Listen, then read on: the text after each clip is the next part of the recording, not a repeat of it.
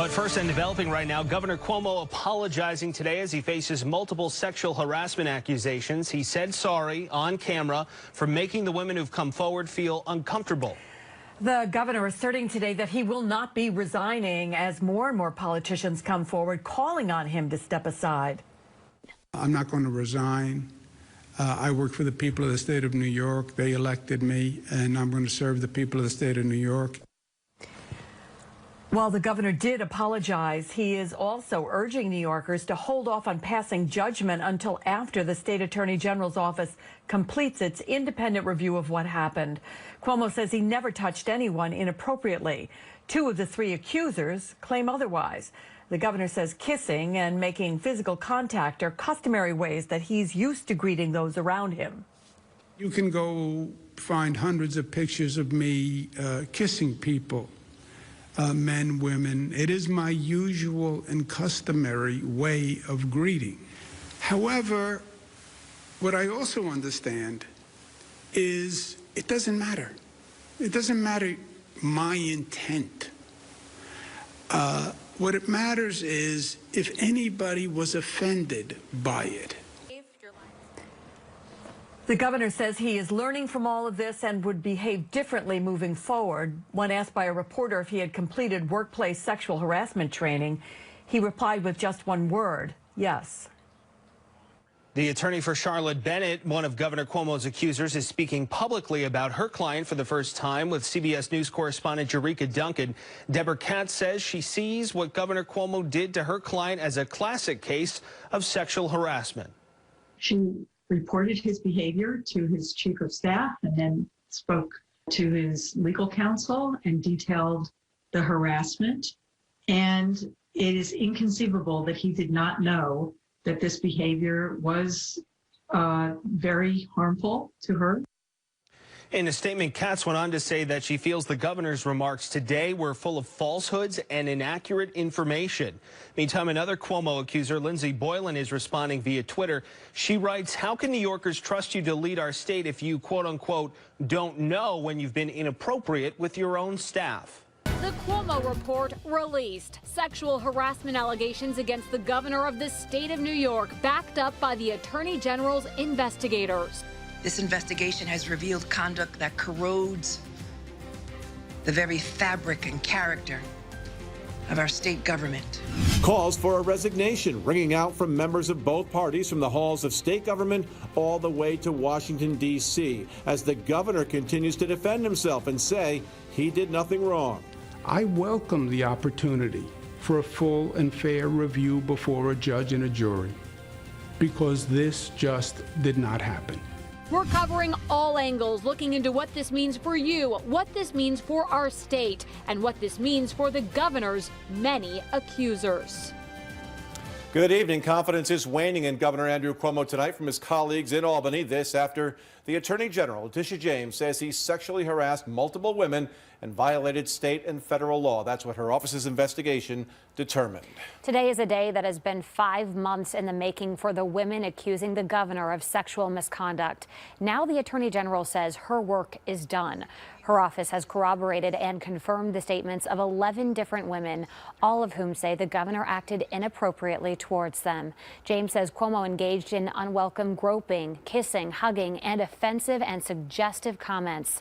The governor's senior team also accused of retaliation against at least one former staffer who came forward.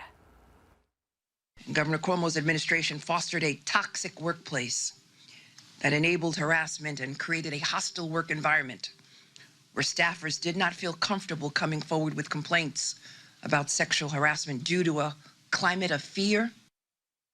The 165-page report also detailed for the first time allegations that Cuomo sexually harassed a female state trooper on his security detail, stating he ran his hand or fingers across her stomach and back, kissed her on the cheek, and asked her why she didn't wear a dress.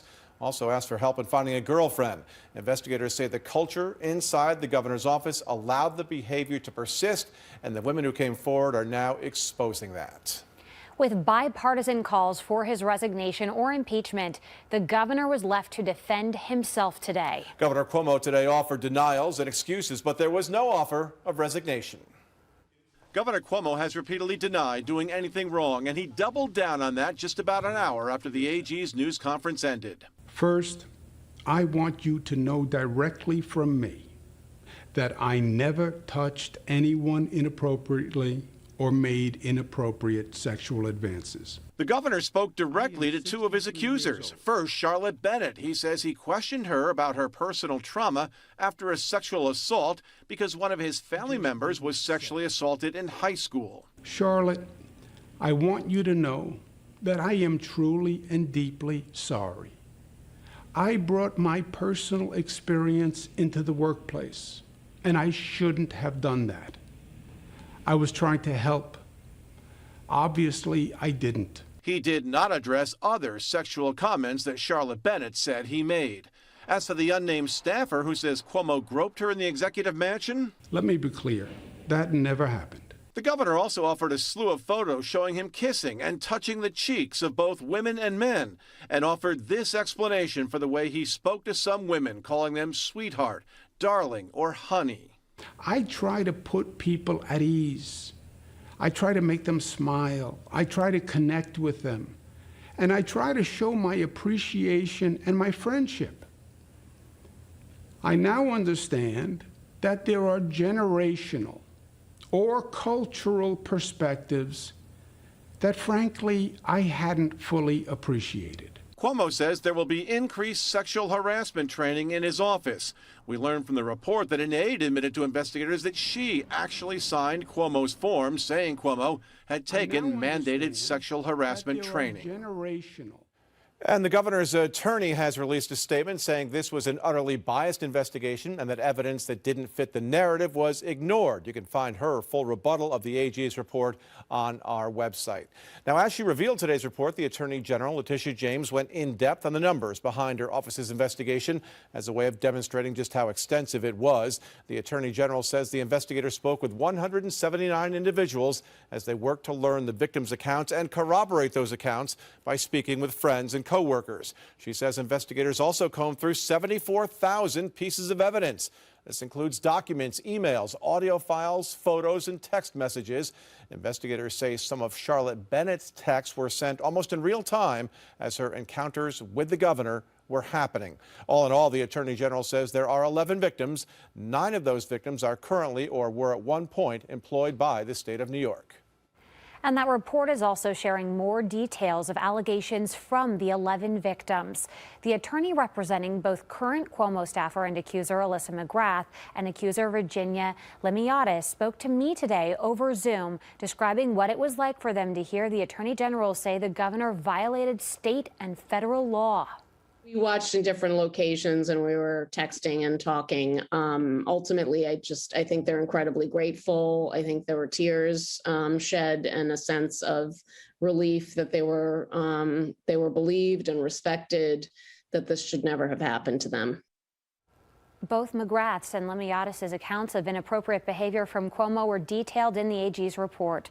This is the first time we've heard Limiatis' story, which describes an interaction with Cuomo in 2017 at an energy conservation event.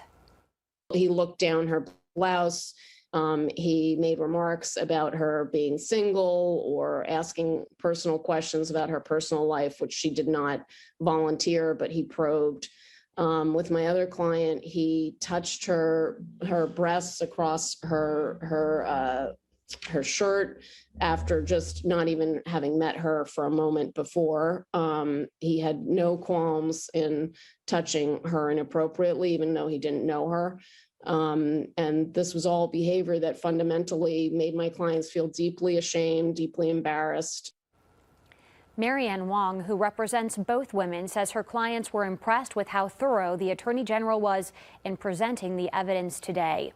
The attorney for accuser Charlotte Bennett, who served as one of Cuomo's executive assistants in 2020, sent this statement today saying in part, "Sadly, Charlotte was not the only extraordinary woman whose career in the executive department was cut short and derailed as a result of the governor's illegal behavior.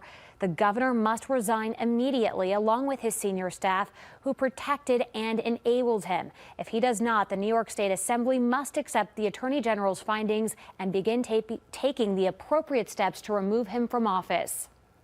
President Joe Biden has now called on the governor to step down, doing so just a short time ago. He joins lawmakers on both sides of the aisle, saying it's time for the governor to resign. Heather Kovar is live for us at Albany tonight with more reaction at the state level. Heather. Yes, well, I've been speaking to many lawmakers since February who have been saying they want him to resign, and they say they feel that he won't, and so they want impeachment or something to begin. They also want continued investigations. It confirms a toxic and hostile work environment. Senate Republican leader Rob Ortt responding to New York State Attorney General Letitia James' report, which found Governor Andrew Cuomo harassed 11 women, including a state trooper. People of New York and these women deserve and demand action. That is what we're calling on the New York State Assembly to move forward those articles of impeachment. I don't see how it's possible for him to continue to serve the people of New York. Assemblymember Ron Kim was one of the first to call for Cuomo to step down in February after Kim says Cuomo retaliated against him for trying to expose wrongdoing in the nursing home scandal, something Cuomo denies. He personally had called me not only once, but multiple times in trying to get me to retract what I said. Kim says impeachment would only be the first step. It's our job now to hold him not only accountable for the sexual misconduct, but all of his abusive behavior, even if he's removed from his position of power. Democrat Assemblymember Pat Fahey was one of the first legislators to call for an independent investigation into allegations of sexual harassment against the governor back in February. She says he should immediately step down and that, quote, my colleagues and I in the state assembly are convening to immediately begin addressing these findings, and I will support action based on the facts presented to us so that we may continue to effectively address the multiple crises facing the state at this time, end quote. And today really is a vindication for the brave woman who stepped up for the last few months to speak out against Cuomo. Yet Kim says it is important to continue pursuing investigations into other accusations, such as the nursing home scandal, so lawmakers can figure out what went wrong and they don't make the same mistakes in the future. Reporting live in Albany, Heather Kovar, CBS 6 News. Thank you, Heather. This powerful statement today from Lieutenant Governor Kathy Hochul. She says sexual harassment is unacceptable in any workplace and certainly not in public service. The Attorney General's investigation has documented repulsive and unlawful behavior by the governor towards multiple women. I believe these brave women and admire their courage coming forward. No one is above the law. Under the New York Constitution, the Assembly will now determine the next steps. And she says because lieutenant governors stand next in the line of succession, it would not be appropriate to comment further on the process at this moment. Impeachment calls by state lawmakers are now getting much louder while an assembly committee continues to investigate whether that is an appropriate action to take. And Liz Bishop is here now to let us know how today's bombshell report affects that investigation. Liz.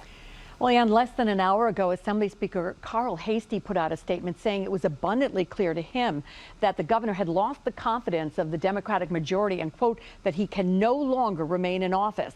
The speaker went on to say that once the AG's relevant documents and evidence are turned over to the Assembly, they would then move expeditiously to wrap up their impeachment investigation as quickly as possible.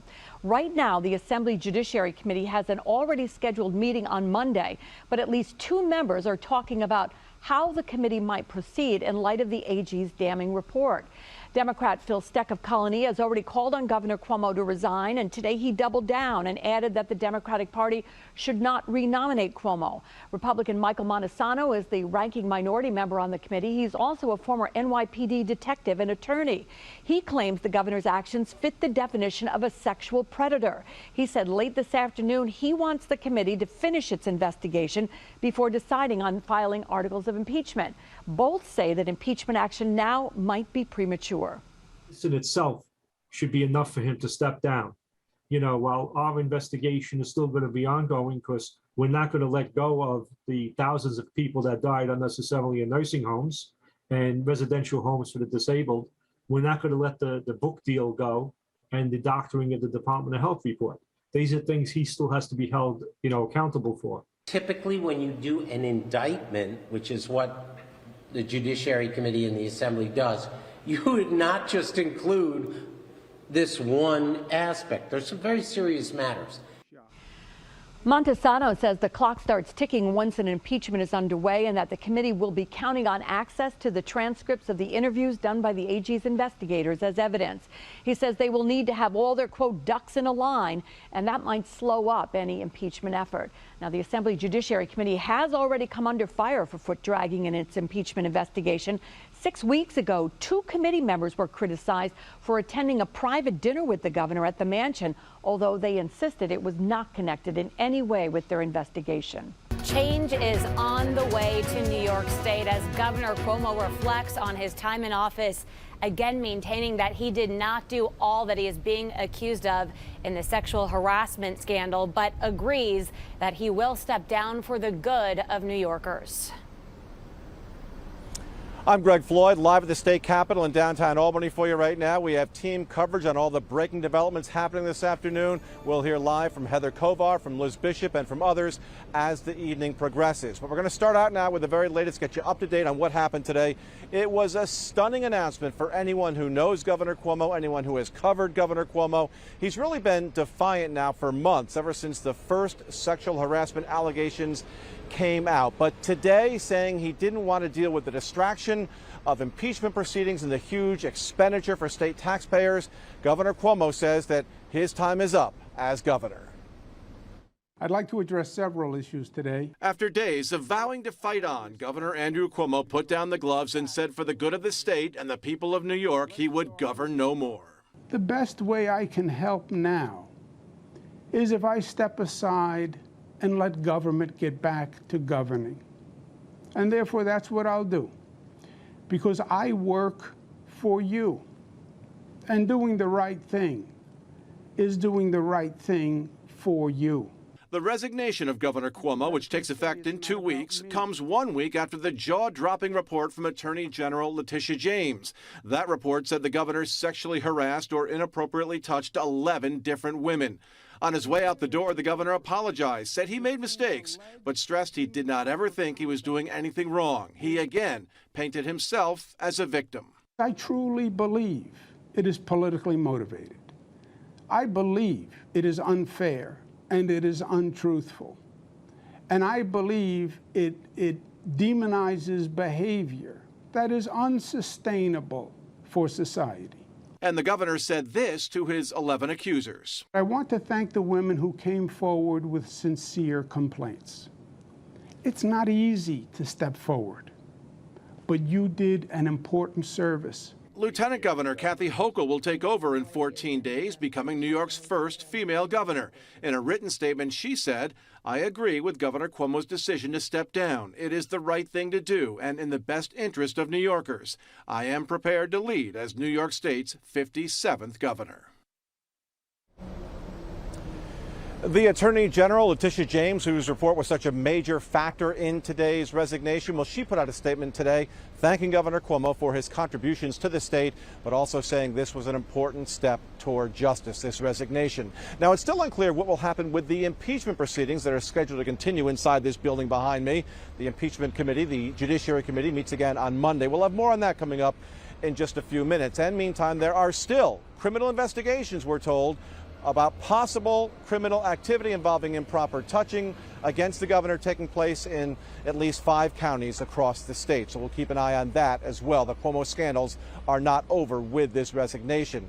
Now, the surprising factor today in this resignation was that just minutes before Governor Cuomo went on TV to talk, his lawyer was on television defending him and trying to poke holes in the AG report. With more on that part of the story, well, our Liz Bishop is standing by live. Liz.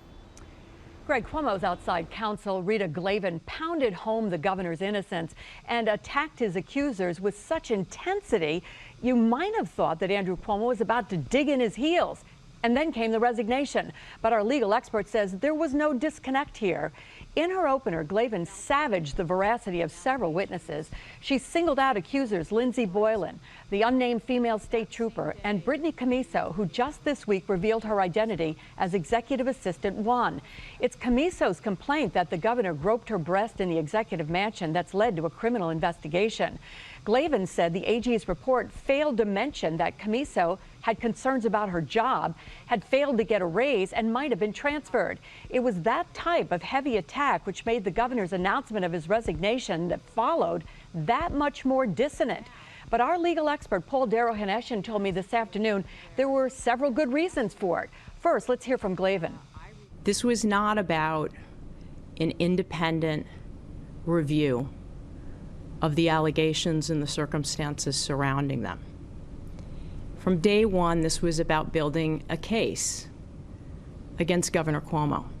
The investigators credited people that they know had lied in the past or had motives to lie. There's a huge financial consideration here.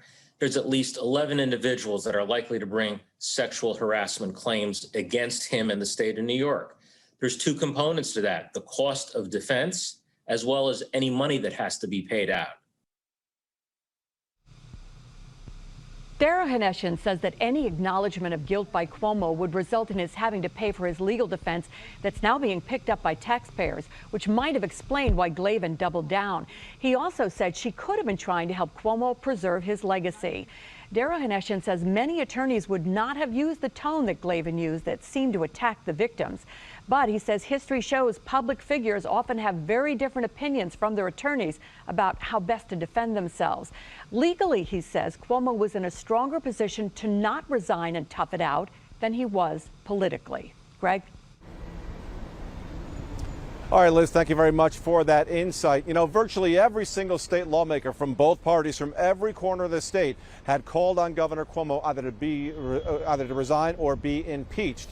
So there was a real sense of relief on the parts of many today when they heard that the resignation came. With more on that part of the story, let's turn things over to Heather Kovar. Heather. Greg, yes, and many of the lawmakers I spoke with said they were just doing their jobs as if Cuomo would not resign. They called him a lifelong New Yorker, a fighter. But now they say the work in New York State on other issues such as COVID and violence must move forward. From my perspective, a person who asked him to step back in March, who called on him to resign last week, he did the right thing for all of New York.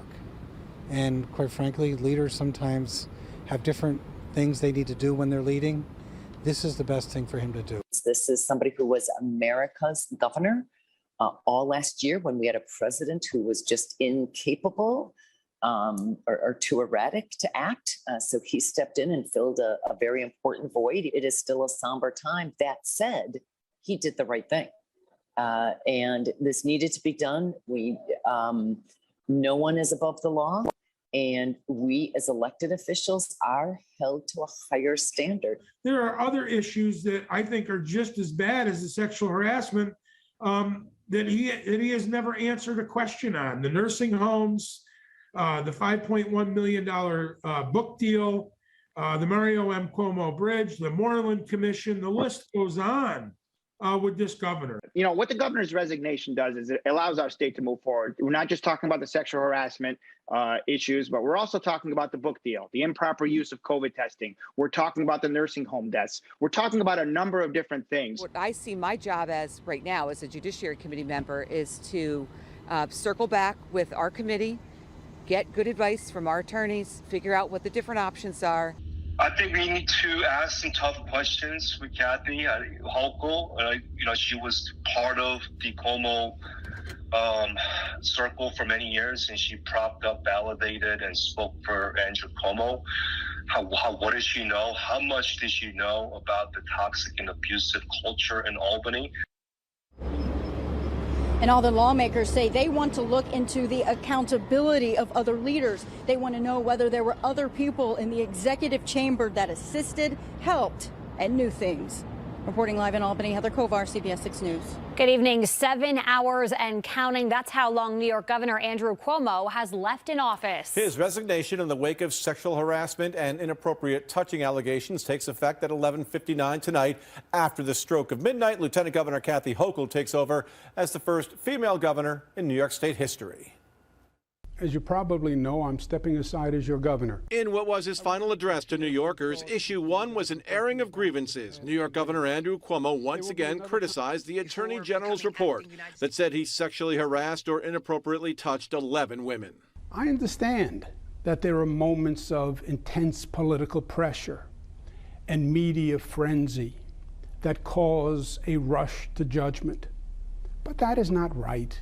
It's not fair or sustainable. It was that report that led to his ultimate downfall. The Attorney General's report was designed to be a political firecracker on an explosive topic, and it worked. The governor also touted his accomplishments. We have developed over the last decade a new paradigm of government in this state, a government that actually works and actually works for people. And had some advice for New York government after he's gone, including teachers must be vaccinated for their protection and for our children's protection.